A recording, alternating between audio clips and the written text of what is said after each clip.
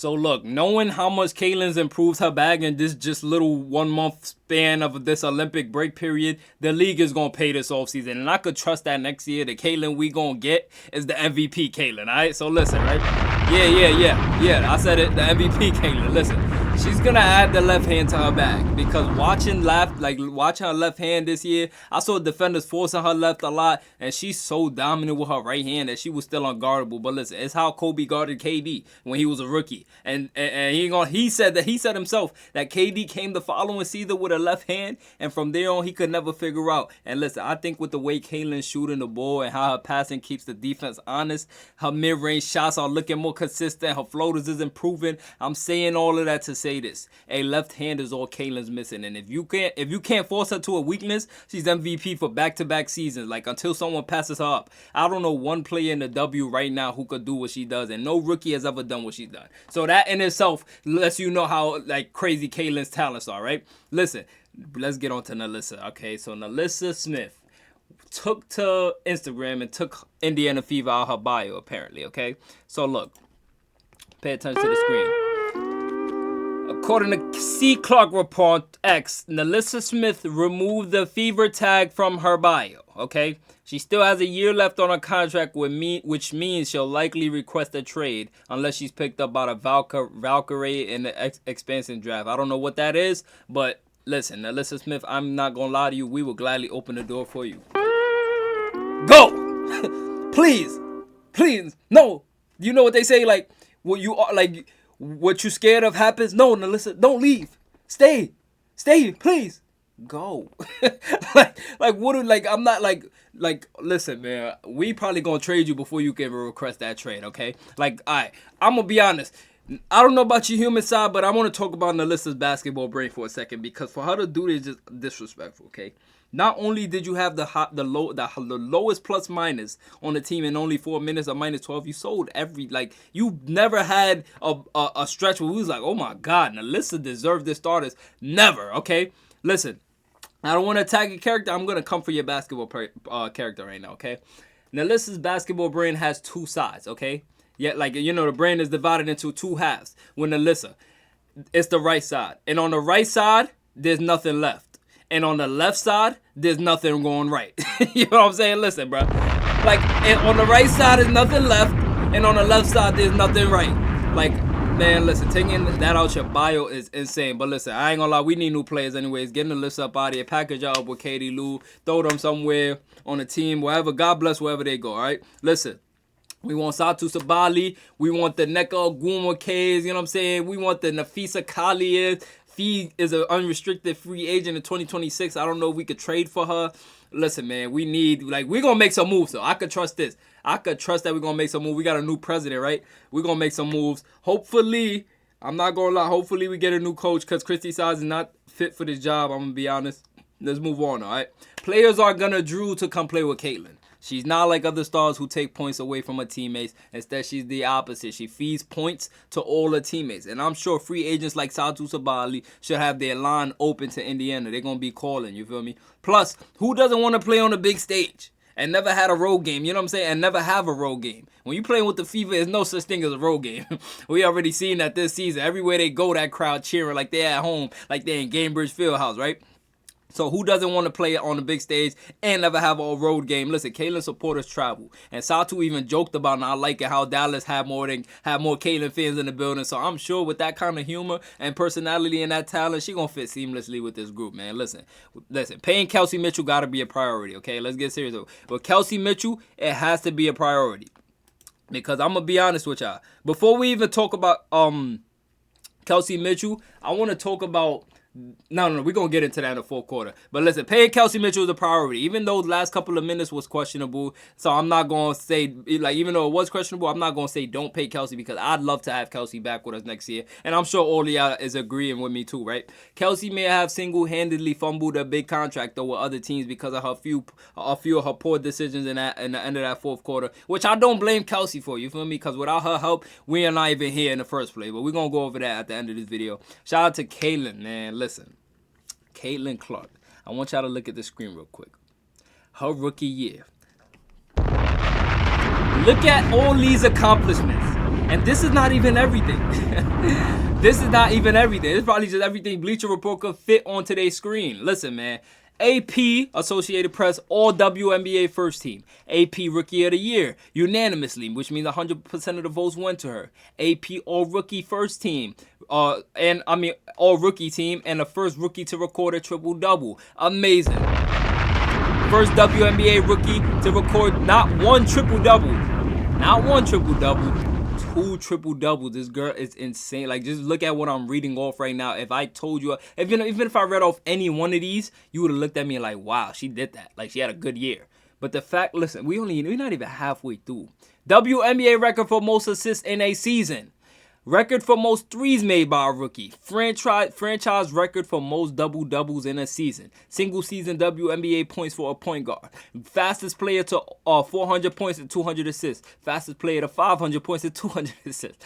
WNBA leader in assists per game. WNBA leader in three-pointers made. First rookie to record 350 points, 100 rebounds, and 150 assists in a season. First player in WNBA history to record at least 20 points, 15 assists, and 5 rebounds in the game. And she helped lead the Fever to this first playoff appearance since 2016. C22. C22. You know what I'm saying? Listen, man.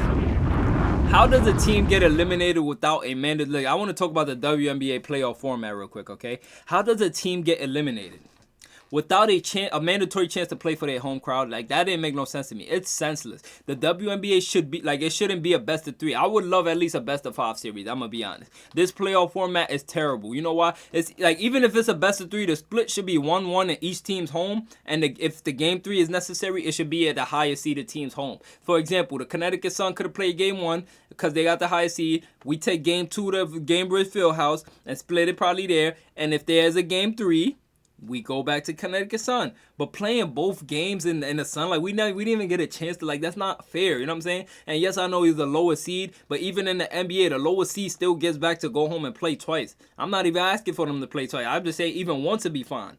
Like, just getting confidence, putting confidence in these girls who've never been in the playoffs. None of these starters been in the playoffs. You know what I'm saying? One win could have changed everything. Even if we would have won this game, I'm pretty sure we would have won the series because they not beating us in our building. Y'all seen what happened last time when Caitlin Clark had DJNA like this, right? Listen, though, let's move on. Let's get straight to the film, okay?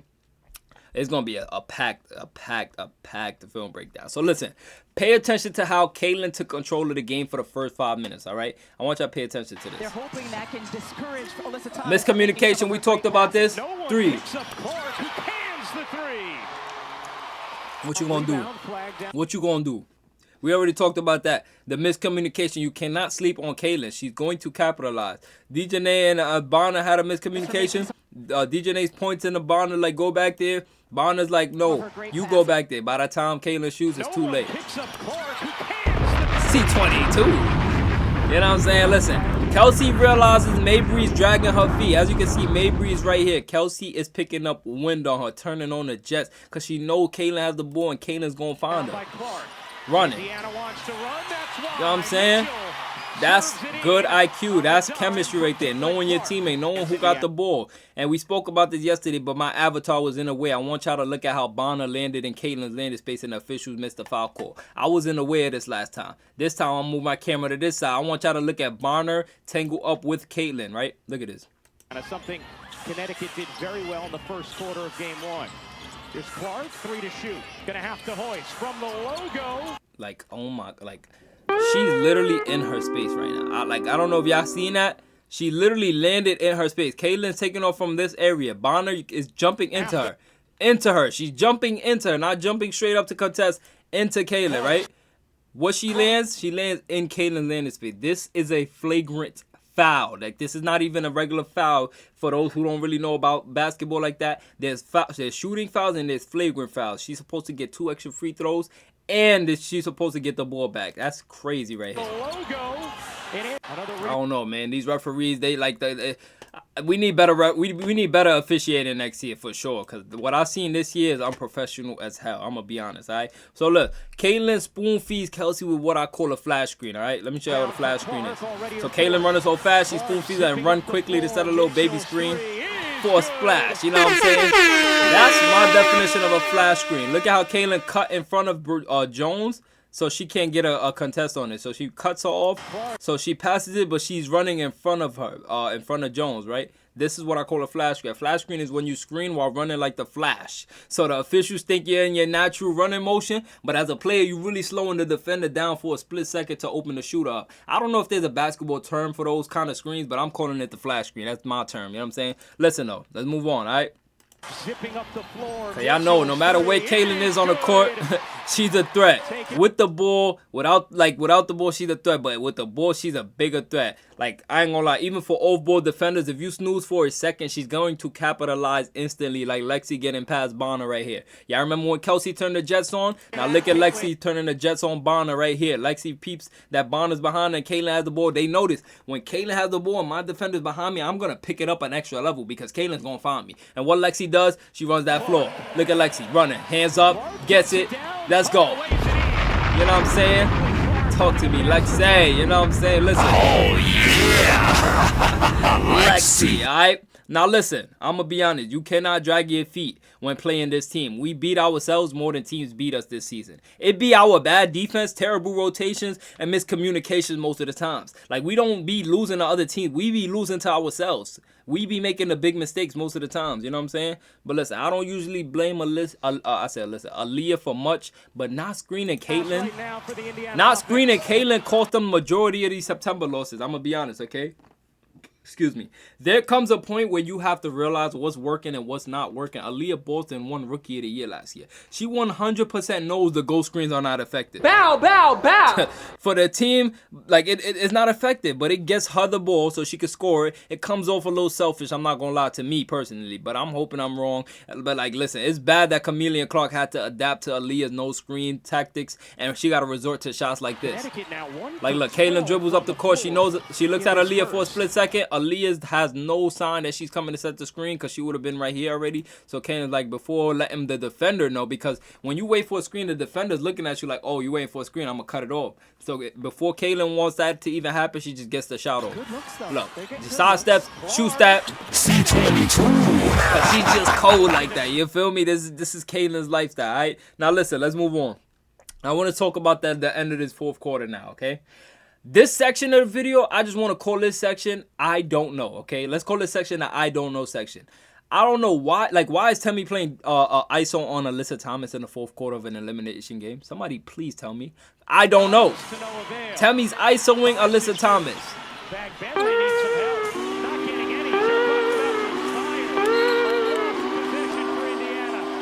Somebody, I don't know. This would have been the most confusing play if it wasn't for what's coming in a few moments. That play right there would have been the most confusing play of the night.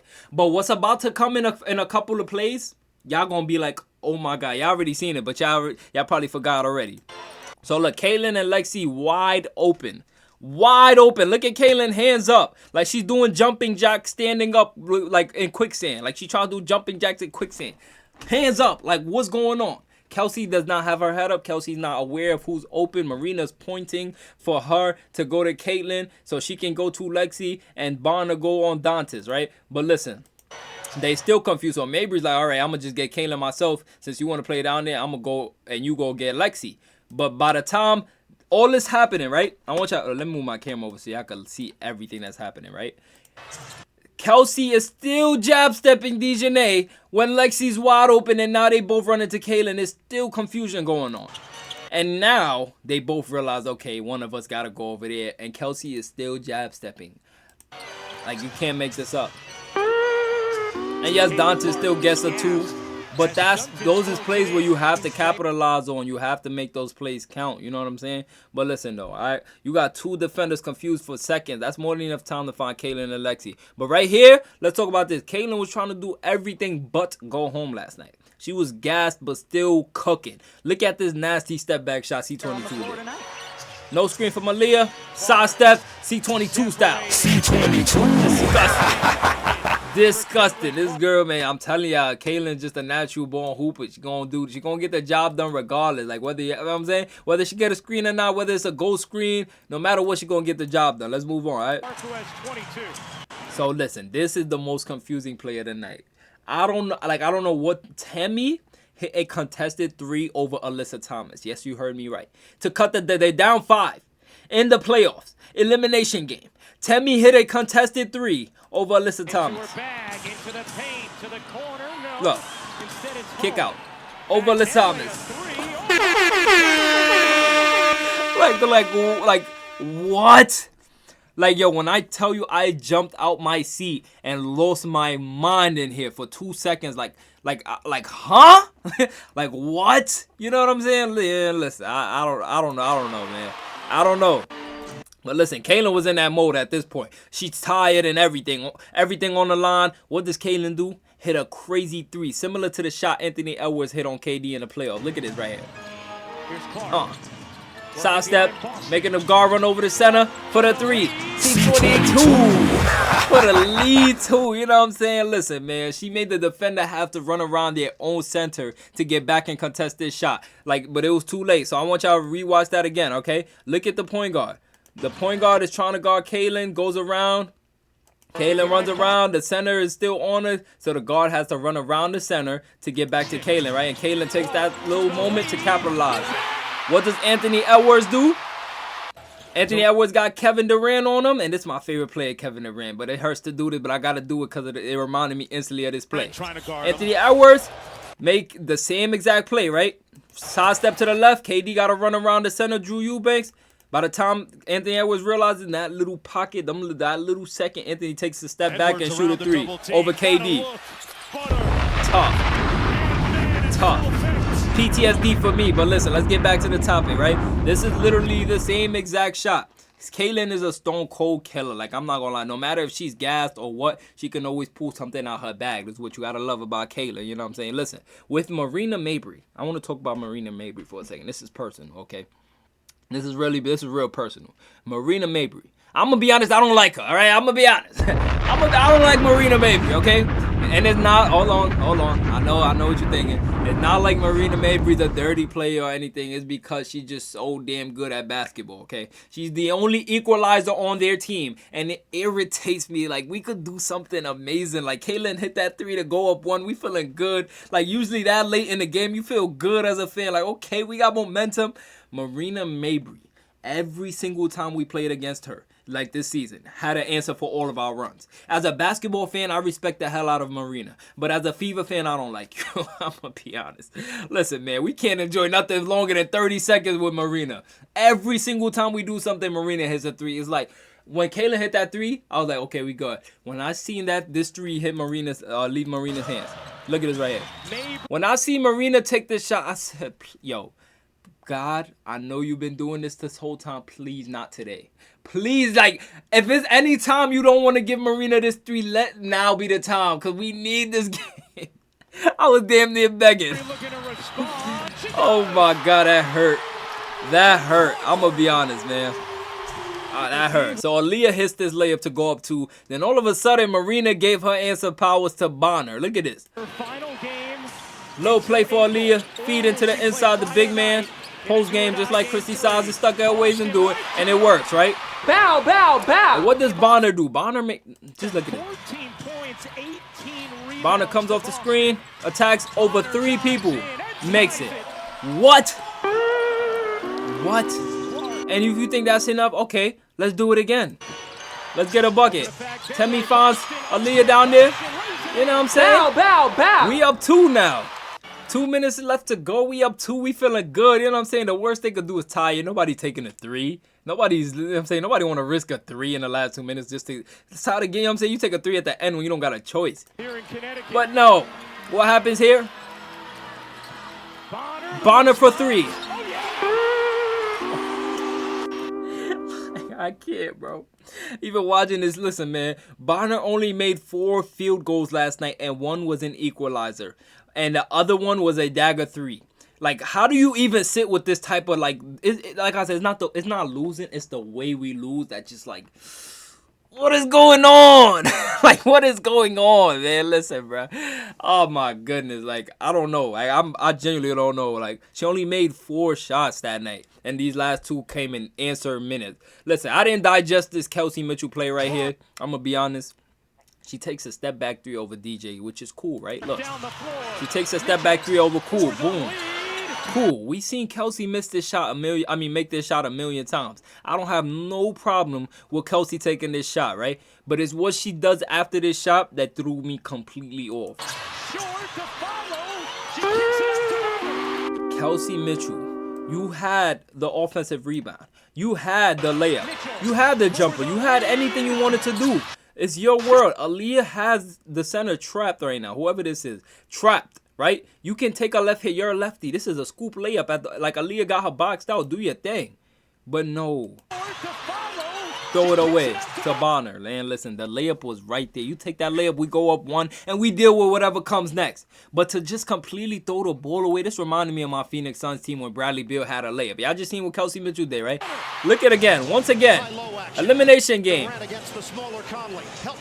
Pass to Bradley. Cuts. Got Karl Anthony Towns under the rim. Bradley Beal's a known slasher for those who don't know him. Could have took the layup, but passes up, turnover. This is how this is how my basketball memory works. I can just pinpoint plays and don't forget about it, okay? Listen though, right?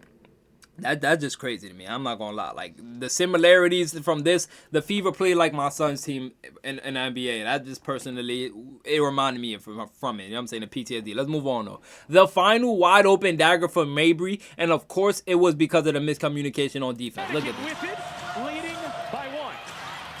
So Kaylin is on Mabry right now, but because Aaliyah Boston, man's cut behind Kaylin was stuck onto her for a split second. She didn't want to leave this side of the court because she knows somebody's open either in this corner or right here. Now Temi was on Bonner when Temi should have been on Alyssa Thomas, so Aaliyah could be stuck on her. But look. Mabry. You know what I'm saying? Sucks, bro. That's just pain, man. Listen, man. She left Mabry because she was helping on Aaliyah's defender backdoor. But Aaliyah would have never been helping if Temi stayed on Alyssa Thomas and let Bonner drive into Aaliyah in the paint. But we lost the game because of this terrible defense. We have to be a better defensive team next year. Yes, this is not the final Fever video. We're going to have more topics to talk about like offseason. You know what I'm saying? I'm going to try to make this 200. We got 218 days left until we see Caitlin Clark dribble the basketball again. So I'm going to try my best to make this break as short as possible. You know what I'm saying? Well, feel as short as possible. We're going to cover as much topics as we can. If news come up, you know what I'm saying, we're going to talk about it. But listen, man, smash that like button, smash that sub button. Make sure you don't miss out. And I'm going to see y'all when I see y'all. I love y'all. C22.